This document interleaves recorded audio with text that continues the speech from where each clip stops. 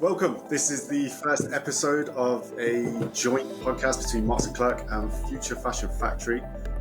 We've teamed up to present a series of podcast episodes which focus on issues of sustainability within the fashion and textiles industry. So we've got a range of episodes coming out after this, the first being data-driven design, followed by sampling without samples, and then recycling and end of life. So the focus of the series is really to provide an understanding of the issues, commercial challenges, solutions, and successes that the industry has kind of experienced over the last year.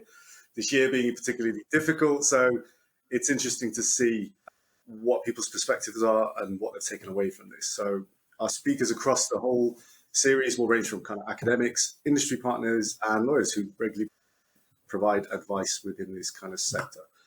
So welcome. Again, this is the introductory sessions. Please go for it, Noah. I think what Rayan has failed to mention is the reason why we've actually decided to do this podcast is because I was so sick of listening to him talk about this all the time. I just said, we have to get other people involved so I can start listening to someone else. So that's kind of thanks. Sorry, we were just like, we have to get other people involved. We're really passionate about it. We love talking about it. So we just thought, let's get the best people around. So that being said, we're really excited. And thank you so much for joining us today. We're joined by Mark, Rebecca, and Lucy, who just going to give us a short introduction to themselves. So to you, Rebecca. So I'm Becky. I'm currently the materials specialist within the innovation team at Pentland Brands. I've been in the textile industry for, over 20 years now. I've worked in both brands, and for a really short period of time, I was lucky enough to work in manufacturing within the UK, which was such a kind of valuable experience. I've been with the Pentland Group for over 13 years now. I started in the Aqualab, where we were designing and developing the fast skin racing swimsuits for the Olympic athletes. And I've done some time at Canterbury looking at rugby jerseys for things like Rugby World Cup and Lions. And now I'm back within a central function looking at longer term material developments across the brands, which obviously has got a massive influence on the sustainability of the product. So a little bit of a background on Pentland Brands. We're a fourth generation family owned business. I picked up some stats that we sell into 190 countries. We've got 50,000 people employed worldwide, which is a fair few. The brands that we've got Speedo, Canterbury and Mitre from a sports point of view, Berghaus and Endura from outdoor and cycling. And then we've got Less, Red or Dead, Kickers, CVs, Kangaroos from a lifestyle footwear point of view. And what we find really great is to have like a diverse portfolio of products. We've really been able to kind of exchange knowledge from a sustainability point of view and really share kind of best practices across various different kind of countries, products, manufacturing techniques. So recently we've launched our positive business strategy across all of the brands, and this is our dedicated commitment to both people and planet. We've got various squads set up for the sports and teams point of view.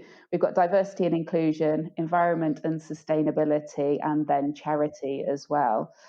And I think Pentland Brands has got such a really strong ethical trade background that we're really building on that now from an environmental and from a sustainability point of view.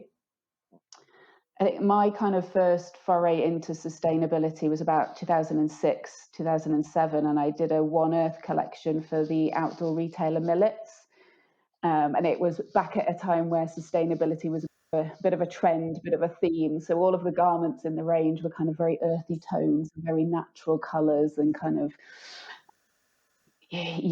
much of a theme. But I think that's when it really opened my eyes to the impact that our industry is having on the planet.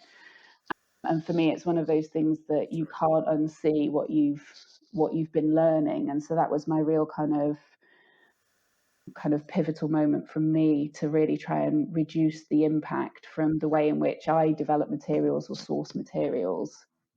The other thing is, what's quite interesting is having you been in the industry for over 20 years now, you're really seeing a change and you're seeing how everyone's mindsets are moving. And as you said, you really are going through the phases of initially it was a complete fad and everyone was like, "Ooh, we better launch a new range and make all tonal colors." Again, having COVID happen and just a different outlook on things going from there. So it's very interesting.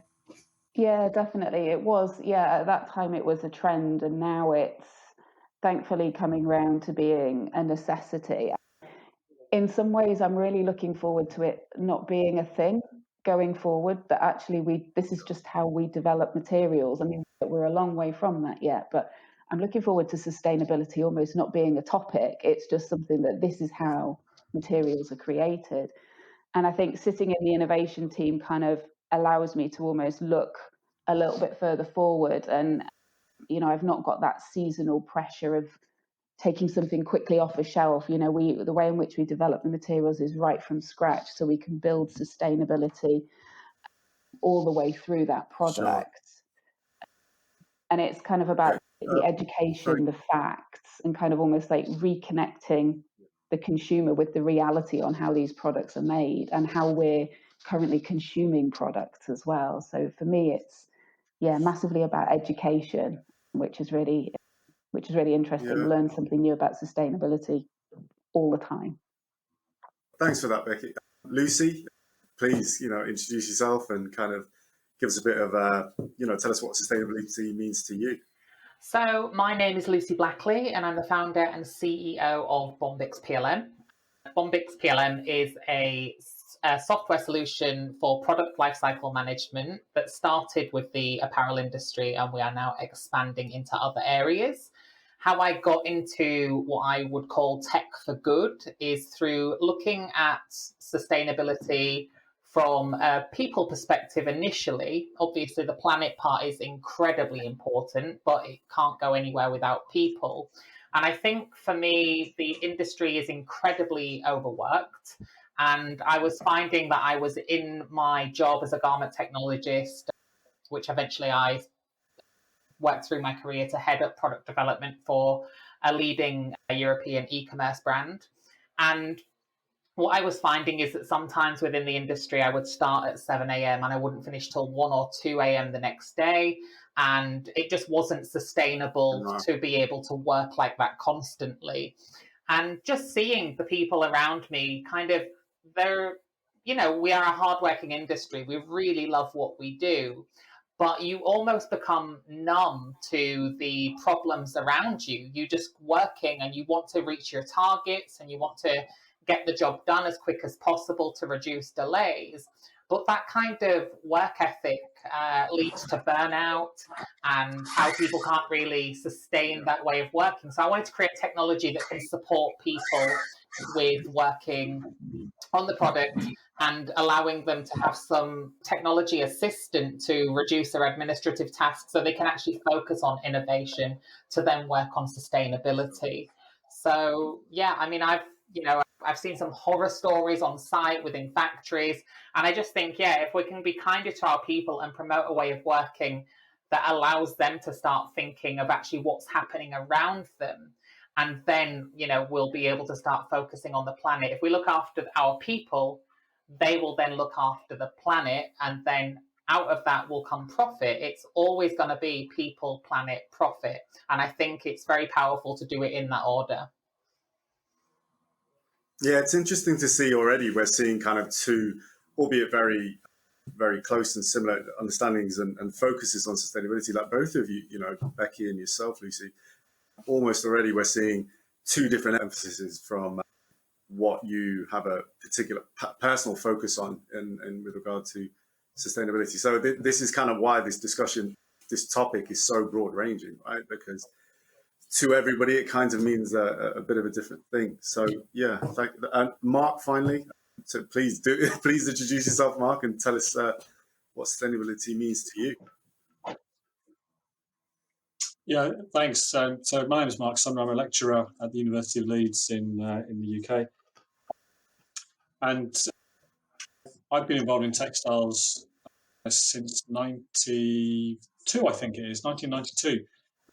never meant to come into textiles, and like most people that end up in textiles, you can't get out, and you can't get out because actually what you end up realizing is it's an incredibly diverse, exciting area to be in, and I guess no more exciting than it is now in terms of the opportunity around sustainability.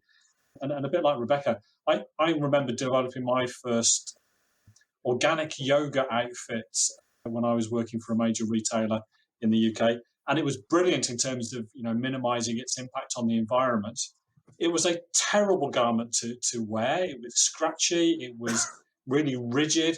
It encapsulated what sustainability was for many years, and not just in fashion but across the board. It was, let's focus on being green. Let's do the right thing and completely forget the function of that product. And really importantly, forgetting that connection that people have with product. So, yeah, again, like Rebecca, I can remember in 2007, I think it was, I officially started working in the sustainability area.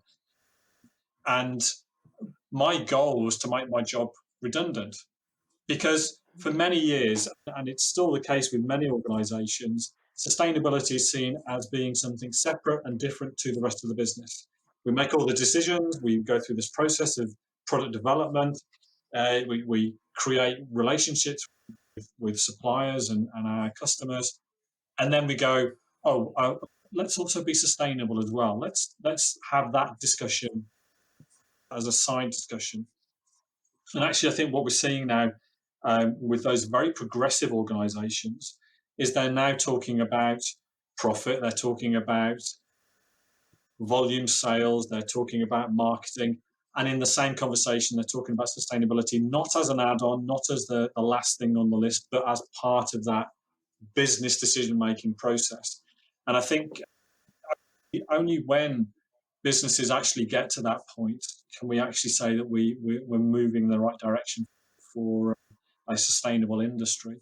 Yeah. And I guess so having been out of retail for 8 or 9 years, I think it is now, and I should say I left retail because consumers just drove me up the wall. They're completely bonkers. They're completely irrational. They don't do the things that they say they're going to do. And I just couldn't cope with that anymore. So I'm now at the University of Leeds, and a big area of our focus is understanding fashion and the job that fashion does, understanding consumers and why they appear to be irrational. And one of my personal objectives is to bust some of the myths that are out there. And there are a huge number of myths around the fashion industry that are guiding policymakers and governments, and it's based on nothing. It's based on fake news almost. So one of the things I'm really focused on is actually saying, right, let's go through this and work out what the actual reality of these things are, rather than peddling the same old story, because everyone's been talking about that. And it's really nice. Well, I say it's nice, a bit of a pun that we have, a bit of a cheesy pun, that we talk about the Emperor's New Clothes. And as a story, and of course it's clothing and fashion, what we've got going on in the fashion industry is these constant myths about the Emperor's New Clothes, about what works and what doesn't work. So it's my personal goal, and I'm using this podcast to get on a rant to bust some of those myths. So I'll be, hopefully you'll have time to talk. Yeah, for sure. Thanks, Mark. It's interesting you say that. I think, when we've spoken before, you're talking about this you mentioned a Rogers adoption curve. So it's interesting to see early innovators drive this. And something I'm kind of hearing across the board right now is that it's so important not to kind of reverse engineer it, rather fundamentally from the get-go have sustainability as a concept, as a cornerstone of how businesses and industry moves forward. Just before we carry on, I didn't introduce myself and Rayan, and I just kind of want to let everyone know why exactly we're on this podcast.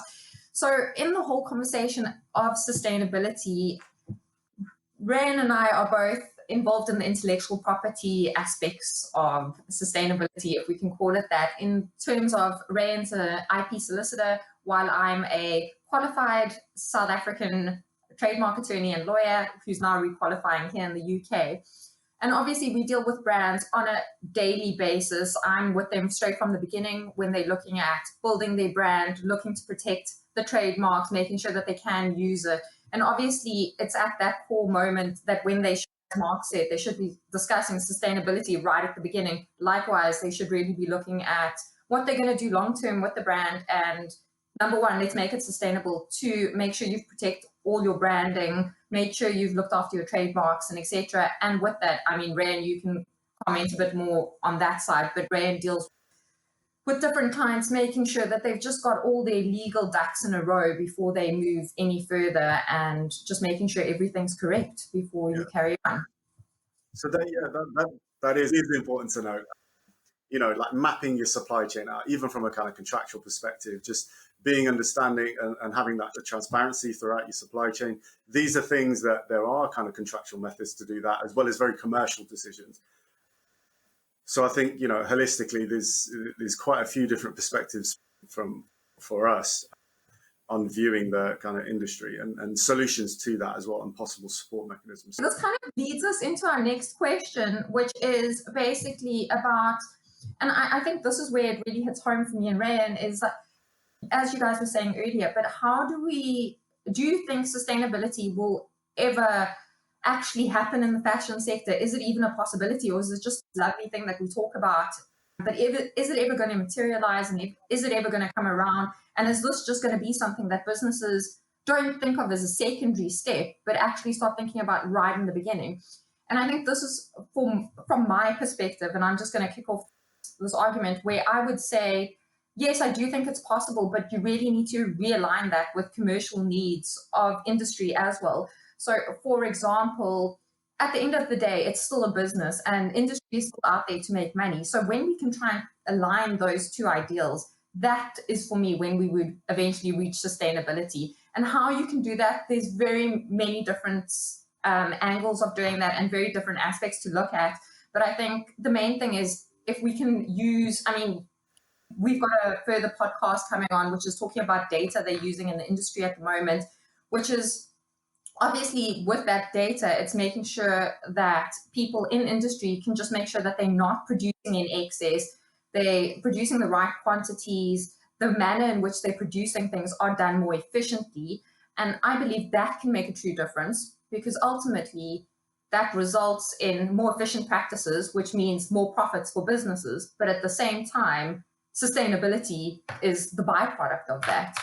So that's just my little 2 cents on it. Mark, do you want to start your rant?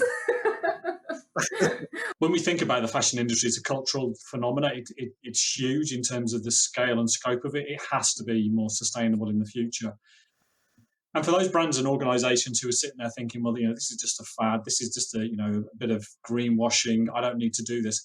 Well, ultimately, the way that the economic models are looking at sustainability or the lack of sustainability is that we're going to be running out of all sorts of materials, we're going to be running out of all sorts of sources of energy, we're going to be running out of labour, skilled labour, to be able to make the stuff that people are selling in their stores. So whether you want to be sustainable or not, you will be dragged into a more sustainable model, kicking and screaming. But if you have to wait until that point, it's too late. So I think that's a fundamental, that we will all end up having to be sustainable if we want to have survival. But I think there's some really positive stories that are coming out of the industry that demonstrate it can be done. It may not be at the maximum depth of activity or going fast enough, but there is evidence, there's brands who are able to do this and do it relatively well.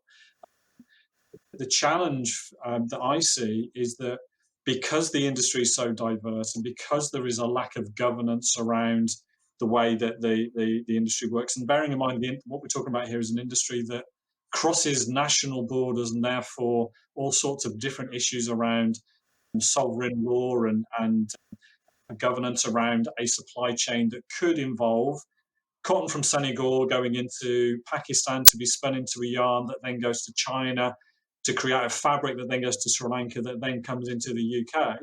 Which law takes precedent over those sort of things? So we've got a real challenge of, it's not actually about technology, it's not about best practice, it's about the willingness to do these things. And I think one of the really interesting things about some of the developments we're seeing at the moment, and maybe Lucy can touch on this, is the need for data and getting that data in the right format to be able to make the right decisions across that really complex supply chain. Thank you, Mark. Thank you. Lucy, Becky, please tell us where do you kind of foresee the fashion sector becoming sustainable, and to kind of what extent do you see that? And if so, how? I think from my point of view, until we get a handle on our levels of consumption of product, we're never going to have a sustainable textile or fabric or fashion industry, because if we keep buying at the rate that we're buying, and I say we because we're all consumers of product, if we keep buying at the rate we're buying, then no, it's not going to be sustainable. I think, as Mark says, there's really great moves forward in terms of sustainability, but I think at the moment the vast amount of the work that's being done is improving on how we currently manufacture product and ship product and sell product. And I kind of feel that we need to change the way in which we run the industry rather than just improve on the way that we do it. I kind of love the textile industry because it's exactly the same as it was in the good old-fashioned sepia image days. But also, the industry just hasn't changed. And I just feel like we really need step changes and new innovation and new development rather than just trying to improve on the way that we're doing things. So you mentioned earlier that basically, how would you want to do something like this? Would you say it's just by educating everyone, basically, not only the consumer, but industry as well? Is that what you believe would drive this change, is education? Yeah, absolutely. I think education's key. And, we've just touched on data as well. And I think that it's really key that, you can get completely overloaded with data and suddenly you can't see the wood for the trees. And I think, it's really important to choose what data is actually going to be important to you and make a difference to you. So, certainly from a sustainability point of view, with the best will in the world, we're not going to be able to achieve everything as a brand or as a individual, but picking an area and really focusing on an area and actually making a difference seems really key to me. So there is the kind of taking the data and learning from the data, but also making sure that you can then actually do something with the data as well. And you've just not got so much, again, consumption of data that you don't actually know what to focus on. Focus on some key things and actually make a difference. Yeah, I like the sound of this approach rather than this kind of scattergun effect. And like we're saying, there is the temptation for industry, for everyone really, to have this really outward facing appearance of sustainability, kind of greenwashing everything, to really champion a particular area within sustainability and really run with that and fundamentally drive change from your, industry's action. It sounds like the most, I suppose, for lack of a better term, the most sustainable and most, a way that's going to have longevity and real impact in that, right? This is very similar to your approach, Lucy, as well, because you were talking about that there were 3 words that you used. I think you said first you would start with people, then you would move to, you'd have to correct me, I can't remember, but I remember liking it, people, planet, and then I think profit. People, planet, profit. And it kind of is the same thing. It's again, I'm starting with the people, the educating of people, having it start with the individuals, then moving on to planet, and then all of that will escalate and we'll be looking at profit and commercializing, etc. Yeah, I think basically what we've seen over this last year was especially with the pandemic, it gave people a chance to slow down and it allowed people to be educated on what was happening. And I think as well, people started to concentrate on their local economies. People were being educated on, buying within your local economy, what it can do for your local area. And I think just having that education and understanding that, it helped small businesses. But during that pandemic at the same time, we also had the problem where very big corporations were not paying their supply chain. It always comes down to people, if someone's going to get hit badly, it always ends up being on the garment workers. They earn the lowest in the industry. And it's about us teaching people about the true cost of things. So you're absolutely right. It is education. But it's, when something is so cheap, it is usually too good to be true. because, where is that coming from? And, brands are able to provide stuff like free shipping. That gives people the education of so they'll get to the checkout, and if they can see that they're going to be charged for shipping, some people just cancel their order because they don't want to pay a few quid. But that's it's a massive issue with what people are.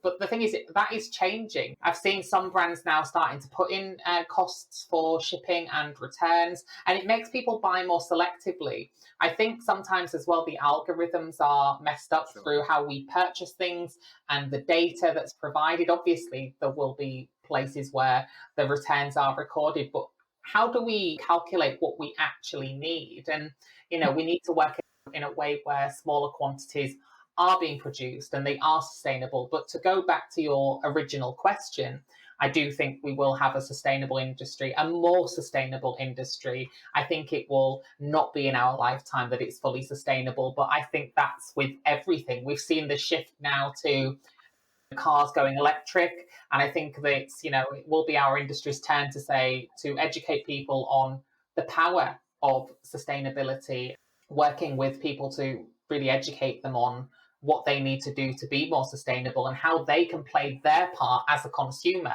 Because if you think about it, years ago, a buyer's role in fashion told consumers what they were going to buy and wear. But nowadays, with social media, we have consumers telling buyers what they're going to buy so that the consumers can wear it.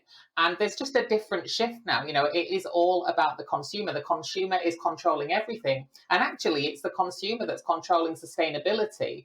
There's a lot of brands out there that didn't want to get involved in sustainability. They thought it was going to be a loss for their business. But now they're having to listen to the consumer, and more so now because the consumer slowed down during the pandemic and they realize that's actually the right thing to do. So education is absolutely key in all this. Yeah, I think Mark was mentioning earlier, consumers, do they really even know what they actually want to lead it like that?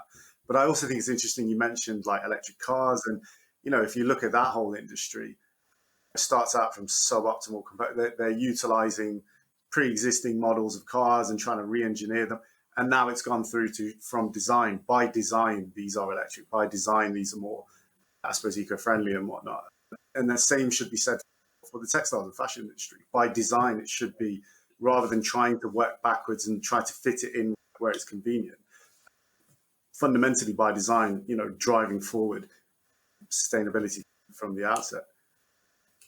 Just in terms of that consumer-led shift, we're definitely seeing a growth in ethical consumption or ethical consumers.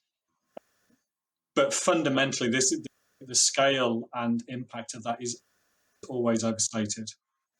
And that's one of the things that we're seeing in terms of when you understand consumer psychology, and in particular around fashion is such a personalized thing. It's about self-esteem and self-identity. It does all sorts of things in terms of psychogenic projection about status and position in society, that what we see in terms of actual behavior, as opposed to what they say in a market survey, for example, what we see in terms of behavior is sustainability is still a long way down that decision-making position. Now, I think actually we shouldn't be saying to consumers, you need educating. And as someone that works in education, it's sort of, I'm almost blaspheming. I don't believe, and in fact, the evidence tells us that just because you're educated about being green doesn't make you green. There is no direct correlation at all to see there's a change in behaviour. But where we do need education, and what we've seen with the pandemic, is education of brands and retailers about their suppliers and their extended supply chain. And the fact that what we're now seeing, and we're doing a project on modern slavery in the supply chain and what's happened as a result of COVID, what we're seeing is those responsible brands that want to take action are all of a sudden starting to learn a whole new set of ideas and thoughts about the supply chains that they work with, not just the garment makers. And by the way, the garment makers, in terms of environmental impacts, is almost nothing. We might as just ignore what garment makers do. The really big impacts, both environmentally and socially, are associated with spinning mills, with fabric mills, with dye houses, and with cotton producers, for example. And what we're seeing now with the pandemic is that it's an education of brands and retailers about that supply network that is all working to deliver their product. And I think that's the critical point for me. It's not educating consumers, because which consumers in the world wants to go into a shop or go online to buy a product and then go to school to learn about the sustainability of that product? It's just not going to happen. But if we can get brands and retailers educated, what we then do is actually ensure that whatever the customer buys from that retailer is going to be greener than what it was before. Don't you think it needs to be a push and pull from both sides? Almost, for example, myself, I'm a consumer, and if I know a specific brand is sustainable, I would very much, if I had the option between two different items, if they are pretty much exactly the same and they align with my personal style and etc., I would choose the more sustainable item. That is me personally, but so I think it has to be a bit of push and pull from both. Obviously, I completely agree that it needs to be from industry itself. They need to just make sure from the beginning that everything is sustainable and try and push that forward. But at the same time, I think pressure can definitely be applied from consumers as well, and saying, well, I just don't want to buy this. Yeah. Because why would I invest in something like this, which just doesn't align with my beliefs in the first place? I do agree with you, Noel, but sometimes it's looking at a kind of consumer base as such a broad spectrum, right? Like some people often don't necessarily have the choice. So, they're buying, if it comes down to an issue of cost, I think it'd be hard to find a consumer who'd be like, nah, I want the least sustainable thing out here. They're going to say they want the sustainable, but if it comes down to a price issue, then this is where it comes from both sides, because, Sure. for example, if you have two items that are at exactly the same price point, and let's say it's because perhaps behind the scenes industry has decided to become more sustainable because their processes are better and now the costs are lower, let's just say, or at the same price point as a non-sustainable item, then if a consumer is faced with the choice between two items that are virtually identical in terms of price and in terms of aesthetically what you want, why would someone choose? But that's where we're trying to get to, I guess. I mean, Mark's right, though, about the education of brands and consumers. People don't need to be educated, but when I said that originally, what I'm talking about is we need to be educated from the brands through the transparency, through, now there's a lot of brands that are listing their suppliers, in tier 1, 2, 3, and 4. So it goes all the way to the raw material. And, this is a great starting point. I've just seen on the news this morning about a brand that had problems in Leicester. I won't name who, but we all know. And, they're now slashing people out of their supply chain, that they not literally slashing them, God no, but you know what I mean? They're removing them from their supply chain and, and saying, actually, if you're not going to be transparent, then we're not going to work with you. I mean, they needed to do that. They have to do that because they had such backlash. But equally, if, these brands that have come out with this negative press, I don't think they've suffered sales from it either. So, there is something to do with price. You're absolutely right. It's such a complicated topic. It's so complex.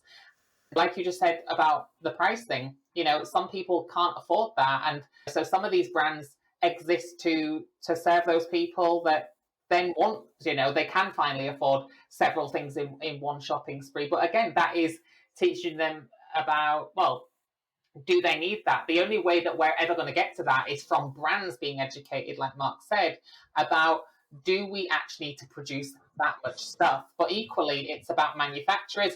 A lot of them have very high minimums, and it's about reducing that. How do we get to club together for materials so that the minimums could be spread across different brands, and they could be for that minimum so that it could be, a much less consumed item, but equally the factories are a business and they do want to produce more. So it's so complex. I mean, we're starting. I think we're on our way, but it's such a big area.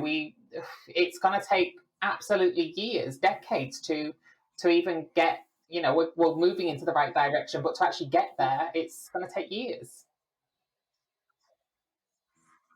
Yeah, it's funny you mentioned Leicester. So I'm from Leicester, so I've seen, I've got a lot of friends here that I'm in no way, shape, or I'm not connected to any of it. I'm just from the city, but I've got a lot of friends that work in the kind of manufacturing industry, and to see from their perspective how hard, how impactful it has been, that both from the, I suppose, the consumer spotlight, as well as then the repercussions of that, and brands actually taking a very active stance.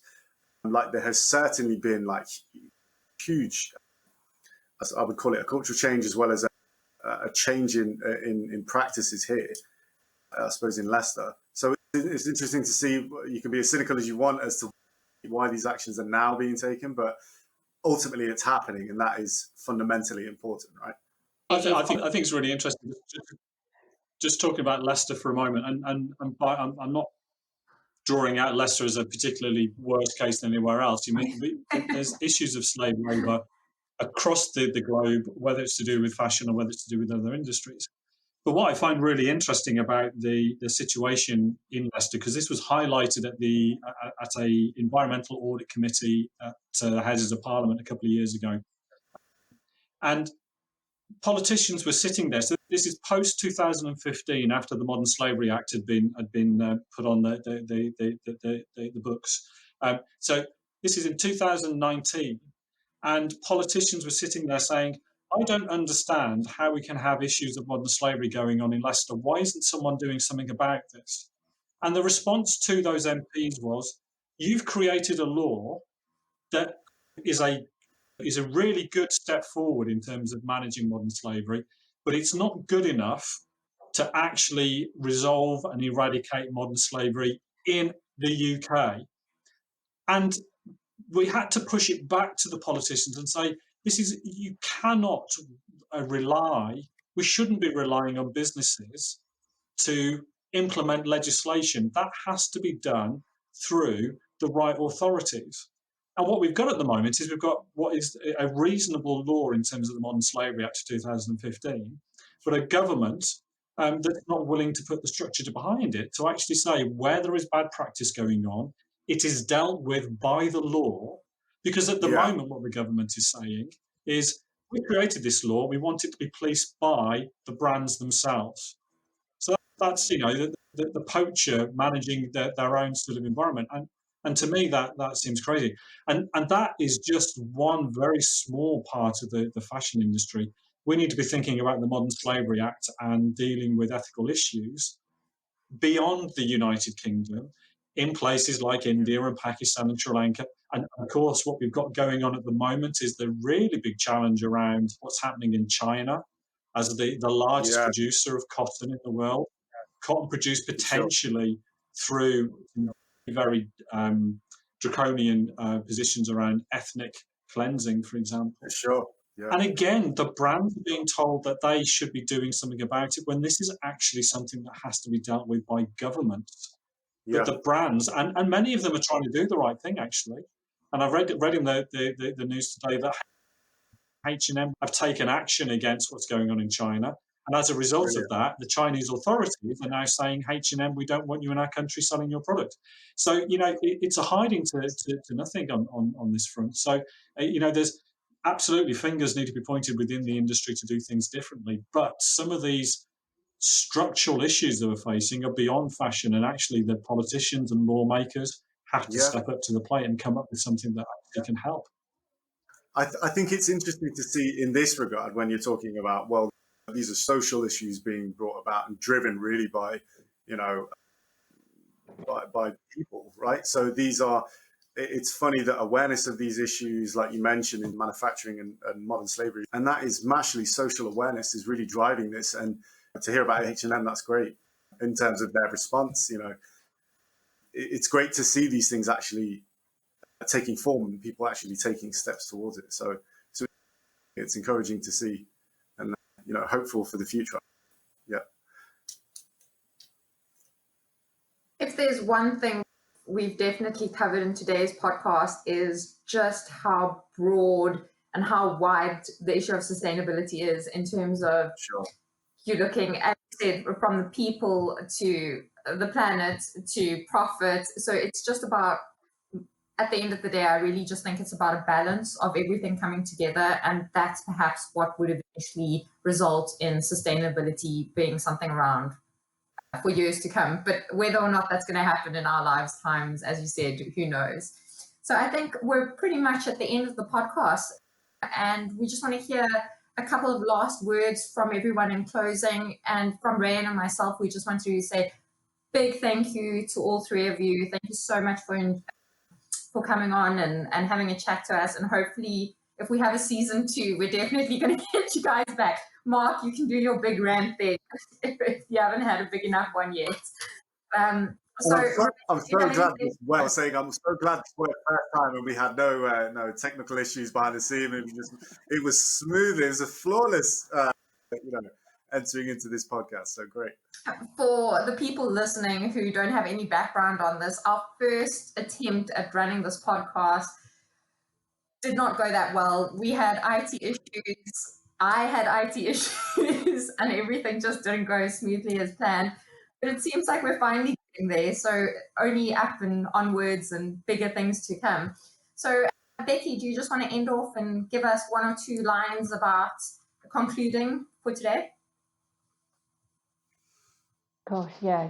Summarizing sustainability, I think we've just proved is a pretty tricky beast. But I think I stick with kind of my original thought on the education, and I, totally agree that it's a two-sided thing. I think kind of within the supply chain, we for sure, the entire supply chain, the design, the development, the production, the sales, the distribution, I think it's that just acknowledgement that every single one of us in that kind of industry has a role to play.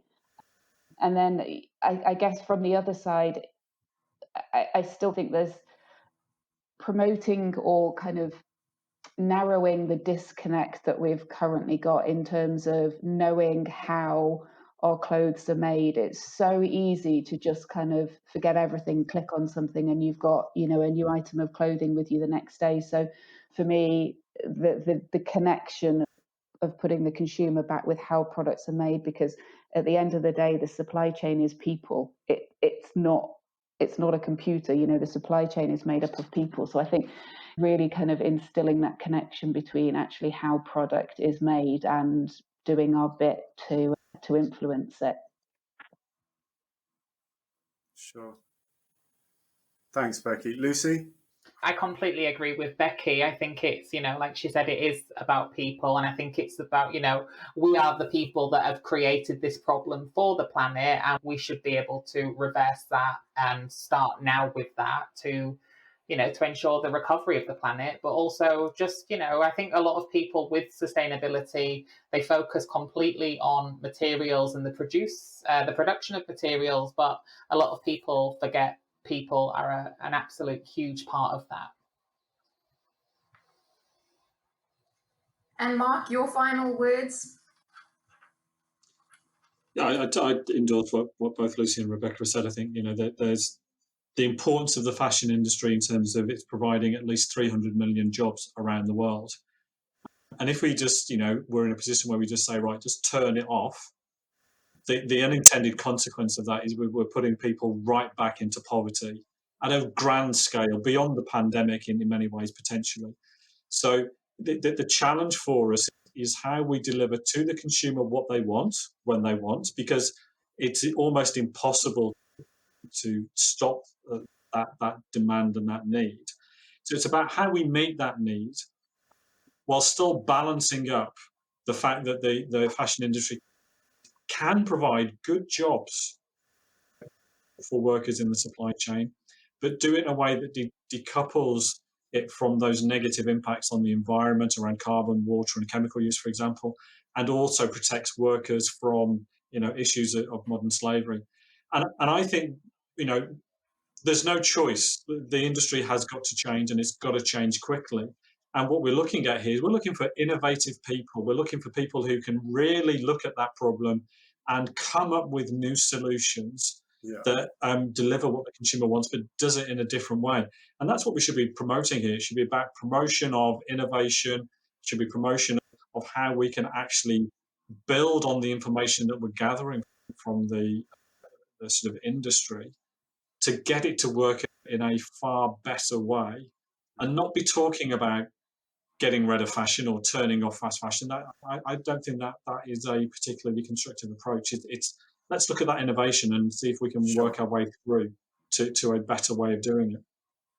Well, it's so interesting you mentioned innovation, because the subsequent episodes to this are about data-driven design and innovation in that area, as well as sampling without sampling, and then ultimately recycling and end of life. And we're really kind of, the purpose of this whole series is to kind of look into the innovation and developments, both from researchers, both in academia as well as industry, to see how, ultimately this discussion we're having is being fleshed out and how it's actually being put into practice, and I suppose even the motivators and drivers behind that as well. So yeah, thank you so much, guys. And I think that's exactly why Rain and myself are on this, because with this big drive in innovation and with what's happening in industry and the way that the world has to, as Mark said, has to change, we, from business side, we want to make sure business owners are making sure that all their ducks are in a row. They're protecting what IP they have when they're innovating new things, when they're launching new brands that are sustainable, and etc. And that's exactly where we become super passionate about it, because we get to see it straight from the beginning to the end.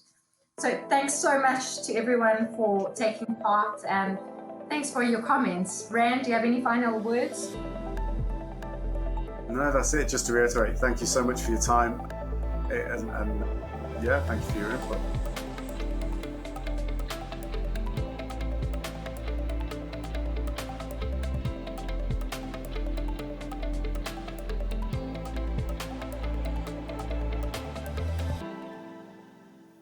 Thanks, everyone. I think that's Thank it. you. Thank you. We're done. I think we're done. Bye.